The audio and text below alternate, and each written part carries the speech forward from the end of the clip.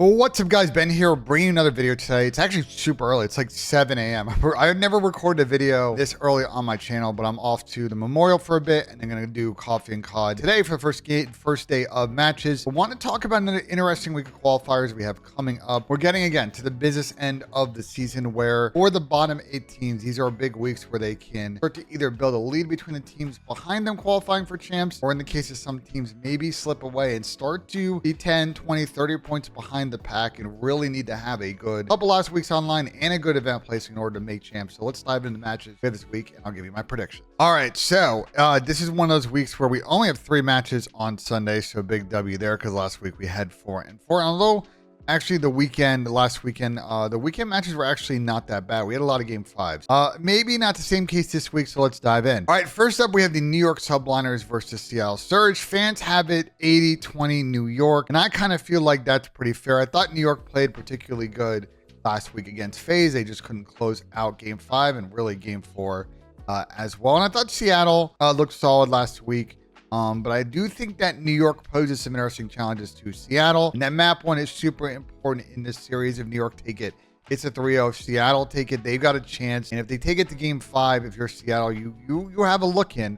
But this New York team has looked very serviceable in S&D. And both the S&Ds they lost last week were really close. So I'm going to take New York. Actually, I'm going to do New York 3-0. You know what? Is wishful thinking on my end. I think New York's going to come out and play really well off the rip. I can see Seattle taking a map, but I think the New York guys have a potential to go 2-0 this week. It really gets some momentum, so I'm going to give them the 3-0 there. All right, next up we have Miami Heretics versus the Minnesota Rocker. Now, I assume Vickle is playing in this one. Haven't heard otherwise for the Heretics. And listen, Minnesota Rocker have been very, very poor. It does not look like they have made a roster change at all, although we'll see after this week. I want to see what the fans have it. Fans have it 70-30 Miami, Minnesota, which I think is reflective of more so Minnesota than it is Miami, because I think Miami online is still kind of questionable, and this could be a game 5er.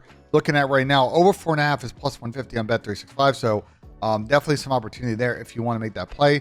And the books have it much closer than the odds do here just because it's online Call of Duty. But I got Miami taking it 3-1. I just am not confident in the Rocker. This one could go 5, but I'm going to give Miami the slight edge, and I just cannot pick Minnesota for the upset, I guess. And actually, I say that in question because I'm actually looking on the books right now, and Minnesota's a favorite on some of these books. It's like a pick 'em, but Minnesota with better odds is sure.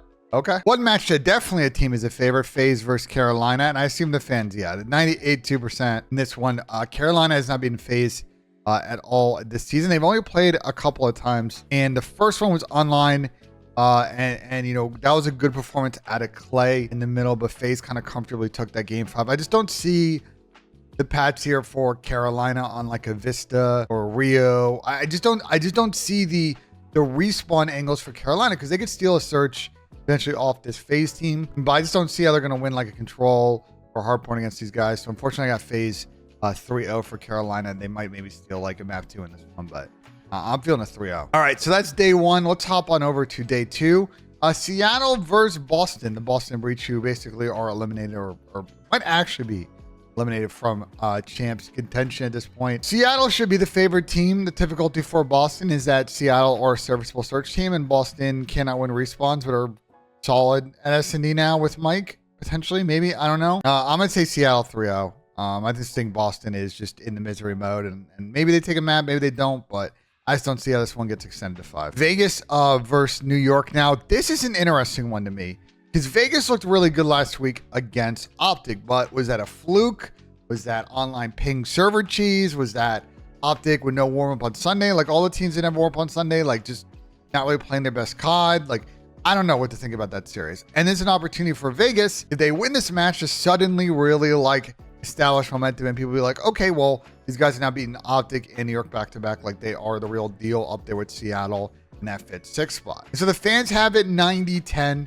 And you see here, Vegas has not beaten New York at all this season. They played twice and gotten 3-0 twice by New York. I really want to pick the Vegas upset, and I think that there are a lot of really good potential betting opportunities around taking maybe map 1 in this series where Vegas will be plus money and maybe the spread. But I really think that Vegas will take a map, but I I really think that New York is going 2-0 this week. That being said, this goes game 5. Vegas look good in that Karachi S&D. And if they really improved the search, and that's been sort of the last bear for Vegas, right, amongst all the different teams that they've had, the sort of continuity, the sort of continuing factors, even when the respawn was on and off, their S&D wasn't that good. If they can show some S&D prowess in this one and close it out versus New York, we're going to have a very interesting conversation about this team in Seattle. But I think New York's going to get it done, and Vegas 1-1 wouldn't be too bad of a start after 2 weeks. Now, this is a real fun one. This one, I think, is probably the best match on Saturday just by like pure, I don't know who's going to win and sort of toss up. Carolina versus Thieves is basically a must win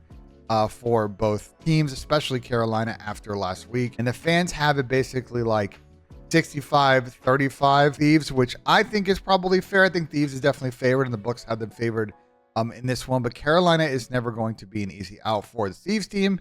And Thieves only just got their last like quality 3-0 last week. I really am trying to convince myself in this matchup, take the upset, right? Carolina, Thieves kind of iffy at times in control. They let people into a series.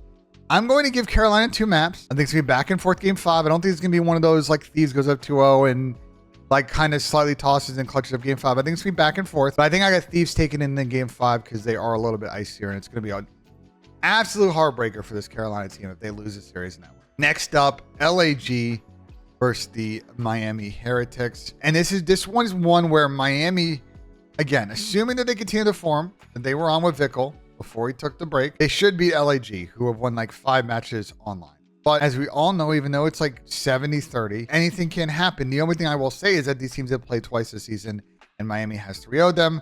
So I will continue that trend. Miami 3-0. But now I'm going to give LAG a map. I'm going to give LAG 1 map in this series. I like a first map hardpoint or something. But I think Miami seems like they've got a handle on this team. And Miami go 2-0 this week. Like they are going to be, I think at this point, I'll check the standings right now as we do this. Miami might actually, with 2 victories, be really close. So they'd be on 150 if they get 2 victories. So they're basically 20 points away from probably making champs. So the momentum there is massive. And I didn't even realize, actually, they have 3 matches this week. So we'll get to that in a guess. I don't know how they have 3 matches this week. That's kind of bizarre. Wait, I'm actually in my mode for a second. Hold on. Miami don't play at all next week. They do. They play Carolina. Then they play, because it's only 4 weeks and they have 7 matches. Interesting. Weird scheduling. Okay. Odd. Did not realize that. I'm curious you guys' thoughts on that. They're playing every single day this week. All right, so that's Saturday. Let's talk about Sunday. FaZe versus LAG. Listen, LAG has beaten them online this season. You see the 2-3 here on March 17th. I just don't see FaZe losing again to them. I'm going to say a 3-0. Maybe FaZe like try sub base in this series. I don't know. Maybe they just troll a little bit with the map set. But I think FaZe should beat them fairly comfortably based on current form. Miami versus Toronto Heretics. So here we go. So can Miami, in my predictions, go 3-0? I'm going to say no. And look, you see the lopsidedness. You see that Miami really hasn't held their own in this series. This actually goes back to last year with me in years, but they've only played twice this season. And Miami has made 1-2 maps in that. Look, Scrap is not going to lose to his former teammate Vickle. It's very clear. Scrap is a motivated guy. He's not going to lose to Javi. He used to team with Javi. It's just not going to happen, bro. I'm telling you, like, if there's any reason for Scrap to be motivated in an online match, it's this one. I think Toronto's going to womp them 3-0. Toronto is looking pretty solid right now, and I think they're starting to really kind of get back in a really good form. I'm still concerned about some parts of the game, especially the fact that they disappear in big moments. I think that not converting one against the home crowd was tough, but Miami is a team that I think they will handle pretty convincing. So that might be one if you want to take like unders on Miami when they get slammed. Like this might be it. And it might also be an under series for Toronto too, because I don't know if this is going to go like round 5 in a control. So then the unders should hit across the board. All right, last match, Optic Texas versus Minnesota Rocker. So this one is weird in the sense of Minnesota's not going to win. I don't know why the odds aren't longer for this series. I'm looking at Bet365, and for some reason they seem to be giving more favorable odds for Minnesota in these series. Like Optic's only a -900 favorite. I would have thought it's more like 1500 because I just don't really see the path for Minnesota here. I think Optic is playing some good search, and Minnesota hasn't beat them at all this year. So I don't know. Maybe because they've stolen a couple of maps, up optic. Maybe that's what's going on there. Maybe, I don't know. It's weird to me. So for me, I am going to take optic Texas 3-1. I can see Minnesota like taking an S&D just in this one. But I think it's pretty clean for optic, who will go 1-0. Listen, I try to convince myself to take an upset here. I really did, man. Like, I guess the Miami one is an upset technically. But the rest of these, like Vegas, New York, I really thought about. Carolina, Thieves, I really thought about. Boston, Seattle. Look, I'm just going to say this off the rip. See how Seattle plays today, because that Boston-Seattle match could be an upset. That's the one that we kind of breezed over, but like Boston's got to get one eventually. Like, they got to get one. So anyway, interesting week. We're going to get a lot of clarity. Miami plays 3 times, so they can basically lock in their champ spot if they somehow run the gamut this week. And I think Carolina, this is probably the most important week of the season so far for them. They got to go 1-1. Otherwise, they're going to fall in a position where they need to have an insane last couple of weeks before Major 4, or they will really just need to make like top 6 or top 4 if people make it deep in the tournament, that they're also fighting for that last couple spots for champ. So let me know what you guys thought of my predictions. Like, if you enjoyed, subscribe for more. Streams are going to be a little sporadic this weekend, so make sure you're staying tuned to my Twitter on what days I'll be live while I'm at the golf tournament. We will be doing Coffee and COD today, probably on Friday by the time this video is up, so make sure you check that out. And I'll see you guys on the next one.